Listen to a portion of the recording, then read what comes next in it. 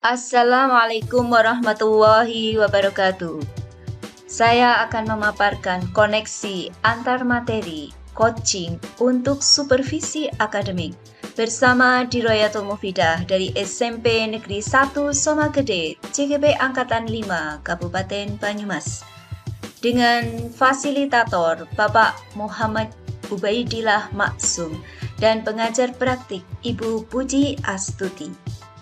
Coaching menurut International Coaching Federation merupakan bentuk kemitraan bersama klien atau coachee untuk memaksimalkan potensi pribadi dan profesional yang dimilikinya melalui proses yang menstimulasi, mengeksplorasi pemikiran, dan proses kreatif. Paradigma berpikir coaching ada 4. 1. Fokus pada coachee atau rekan sejawat. Sebagai coach, maka kita harus memusatkan perhatian pada coachee, bukan pada situasi yang dibawanya dalam percakapan. Fokus diletakkan pada topik apapun yang dibawa oleh coachee. 2. Bersikap terbuka dan ingin tahu. Ciri sikap terbuka dan ingin tahu antara lain berusaha untuk tidak menghakimi, melabel, berasumsi, atau menganalisis pemikiran orang lain. Yang kedua, mampu menerima pemikiran orang lain dengan tenang dan tidak emosional. Yang ketiga, tetap menunjukkan rasa ingin tahu yang besar terhadap apa yang membuat orang lain memiliki pemikiran itu. Agar coach bersikap terbuka, maka perlu berpikir netral terhadap apapun yang dikatakan coachee atau rekan sejawat. Paradigma berpikir coaching yang ketiga adalah memiliki kesadaran diri yang kuat. Kesadaran diri yang kuat membantu kita untuk bisa menangkap adanya perubahan yang terjadi selama pembicaraan dengan coachee atau rekan sejawat. Yang keempat adalah mampu melihat peluang baru dan masa depan. Mampu melihat peluang perkembangan yang ada dan juga bisa membawa coachee melihat masa depan. Prinsip coaching ada 3, yaitu 1. Kemitraan. Dalam coaching, posisi coach terhadap coachee adalah setara. Coach merupakan rekan berpikir bagi coachee dalam membantu coachee belajar dari dirinya sendiri. Kemitraan diwujudkan dengan membangun kesetaraan dengan coachee atau rekan sejawat yang kita kembangkan, serta mengedepankan tujuan rekan yang akan kita kembangkan. Prinsip yang kedua adalah proses kreatif. Prinsip ini membantu seseorang untuk menjadi otonom karena dalam prosesnya orang yang dikembangkan perlu berpikir untuk mendapatkan kesadaran diri dan menemukan langkah-langkah apa yang perlu dilakukan untuk mengembangkan potensi dirinya. Dan yang ketiga adalah memaksimalkan potensi. Untuk memaksimalkan potensi dan memberdayakan rekan sejawat atau coachee, percakapan perlu diakhiri dengan suatu rencana tindak lanjut yang diputuskan oleh rekan yang dikembangkan atau coachee. Coaching dalam konteks pendidikan. Proses coaching sebagai komunitas pembelajaran antara guru dan murid. Murid diberikan ruang kebebasan untuk menemukan kekuatan dirinya dan peran pendidik sebagai pamong dalam memberi bantuan dan memberdayakan potensi yang ada agar murid tidak kehilangan arah dan menemukan kekuatan dirinya. Sistem Among menjadi semangat yang menguatkan keterampilan komunikasi guru dan murid dengan menggunakan pendekatan coaching. Dalam relasi guru dengan guru, seorang coach dapat membantu seorang coachee untuk menemukan kekuatan dirinya dalam pembelajaran. Paradigma berpikir Among ada 4. Yang pertama adalah coach dan coachee adalah mitra belajar. Yang kedua, ruang perjumpaan pribadi. Yang ketiga, kasih dan persaudaraan. Dan yang keempat adalah emansipatif. Kompetensi inti coaching ada 3. Yang pertama adalah kehadiran penuh atau presence. Kemampuan coach untuk bisa hadir utuh bagi coachee. Yang kedua, mendengarkan aktif. Seorang coach yang baik akan mendengarkan lebih banyak dan sedikit bicara. Yang ketiga adalah mengajukan pertanyaan berbobot. Pertanyaan coach menggugah orang untuk berpikir, menstimulasi pemikiran coachee. Percakapan berbasis coaching dengan alur Tirta. Yang pertama adalah tujuan umum. Pada tahapan ini, kedua belah pihak, coach dan coachee, menyepakati tujuan pembicaraan yang akan berlangsung. Yang kedua, identifikasi. Coach melakukan penggalian dan pemetaan situasi yang sedang dibicarakan dan menghubungkan fakta-fakta yang ada pada saat sesi. Yang ketiga adalah rencana aksi. Pengembangan ide atau alternatif solusi untuk rencana yang akan dibuat. Dan yang keempat adalah tanggung jawab dengan membuat komitmen atau hasil yang dicapai dan untuk langkah selanjutnya. Supervisi akademik dengan paradigma coaching. Supervisi akademik dimaknai sebagai kegiatan berkelanjutan yang meningkatkan kompetensi guru sebagai pemimpin pembelajaran yang berpihak pada murid. Prinsip-prinsip supervisi akademik dengan paradigma berpikir coaching antara lain kemitraan, konstruktif, terencana, reflektif, objektif, berkesinambungan, dan komprehensif. Siklus dalam supervisi klinis meliputi 3 tahap, yaitu pra-observasi, observasi, dan pasca-observasi.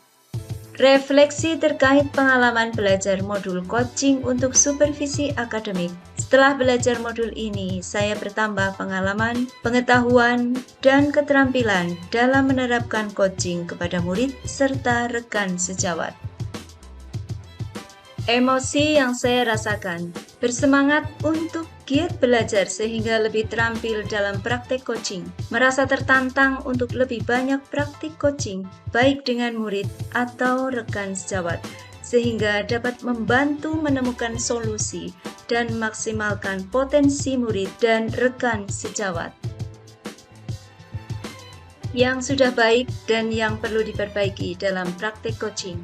Yang sudah baik adalah hadir seutuhnya saat menjadi coach melalui tatapan mata, senyuman, dan juga anggukan kepada coachee. Yang perlu ditingkatkan lagi adalah dalam memberikan pertanyaan berbobot kepada coachee untuk menggali potensi yang dimiliki oleh coachee. Implikasi terhadap kemampuan diri. Coaching bagi saya adalah hal baru, sehingga dengan berlatih secara kontinu akan dapat mengasah keterampilan saya dalam praktik coaching bagi murid dan juga rekan sejawat, termasuk dalam melakukan supervisi akademik.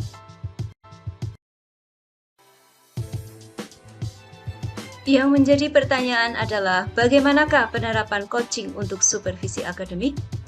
Supervisi akademik bukanlah proses yang hanya melabel kinerja guru dan biasanya dilakukan 1 tahun sekali, tetapi lebih mengedepankan peningkatan kompetensi pedagogik guru. Coaching dibutuhkan dalam supervisi akademik dalam tahapan pasca supervisi, sehingga dapat menguatkan potensi diri guru dan meningkatkan kompetensi guru dalam pembelajaran. Dalam pelaksanaannya, antara supervisor atau coach, kedudukannya setara dengan guru atau coachee yang disupervisi. Apa tantangan implementasi coaching di sekolah? Supervisi akademik dilihat sebagai sebuah proses yang bersifat satu arah dan masih dianggap sebagai ukuran dari kinerja guru saja yang dilaksanakan hanya 1 kali dalam setahun. Supervisi hanya menjadi tagihan atau kewajiban dari kepala sekolah dalam menilai kinerja guru, bukan sebagai upaya menguatkan potensi yang dimiliki guru. Apa alternatif solusi untuk tantangan yang ada? yaitu dengan merubah mindset bahwa supervisi akademik bukan hanya untuk menilai guru saat mengajar, tetapi lebih maknai untuk memperbaiki pembelajaran dan menguatkan potensi dari guru. Untuk merubahnya, butuh adanya diseminasi coaching dan praktek supervisi dengan menggunakan paradigma coaching oleh calon guru penggerak. Peran saya sebagai coach di sekolah terkait dengan materi sebelumnya, yaitu modul pembelajaran berdiferensiasi dan pembelajaran sosial emosional adalah sebagai berikut. Pada pembelajaran berdiferensiasi, saya memetakan kebutuhan belajar murid berdasarkan kesiapan belajar, minat belajar, dan profil belajar. Data dari hasil pemetaan ini saya gunakan untuk coaching sehingga murid mampu maksimalkan potensi yang dimilikinya dan dapat menemukan solusi yang terbaik. Pada pembelajaran sosial dan emosional, saya menanyakan perasaan murid dengan meminta mereka untuk memilih emotikon dan menuliskan alasannya di kelas poin. Bagi yang terkendala HP dan juga sinyal, saya meminta mereka untuk menggambarkan emotikon dan juga menuliskan alasannya di post-it sehingga saya dapat mengetahui emosi yang sedang ada pada diri murid dan memberikan ruang bagi mereka dalam mengungkapkan perasaannya. Teman yang menghibur, siapa yang temanimu yang menghibur?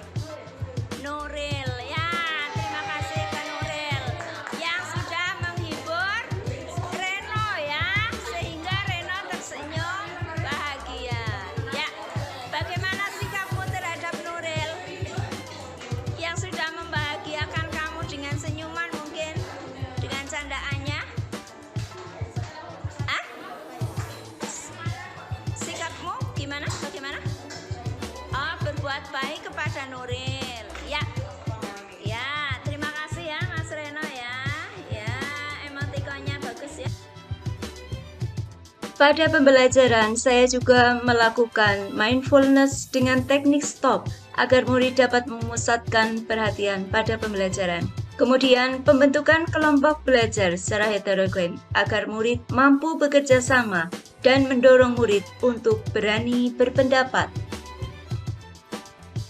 Sebagai seorang pemimpin pembelajaran untuk mengembangkan kompetensi dirinya, maka keterampilan coaching sangat perlu untuk dimiliki dan diterapkan. Agar memiliki keterampilan coaching ini, maka dibutuhkan adanya latihan secara kontinu dengan melakukan coaching terhadap murid dan juga rekan sejawat.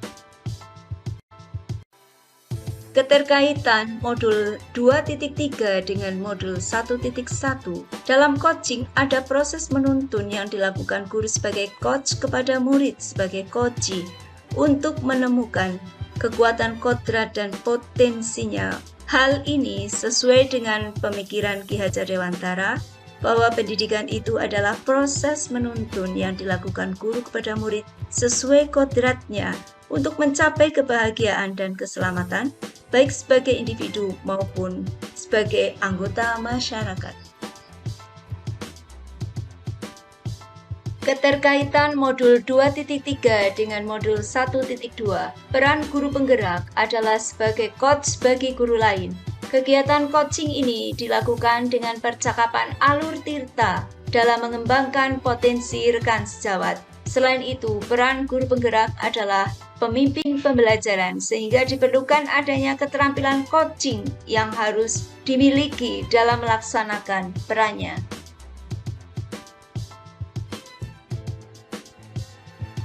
Informasi tentang coaching untuk supervisi akademik. Untuk materi ini, saya hanya mendapat dari modul pendidikan guru penggerak. Dan bagi saya, materi ini adalah hal yang sangat baru dan mengenalnya.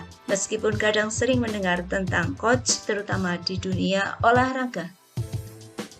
Demikianlah pemaparan koneksi antar materi coaching untuk supervisi akademik. Terima kasih atas perhatiannya. Salam sehat dan bahagia. Wassalamualaikum warahmatullahi wabarakatuh.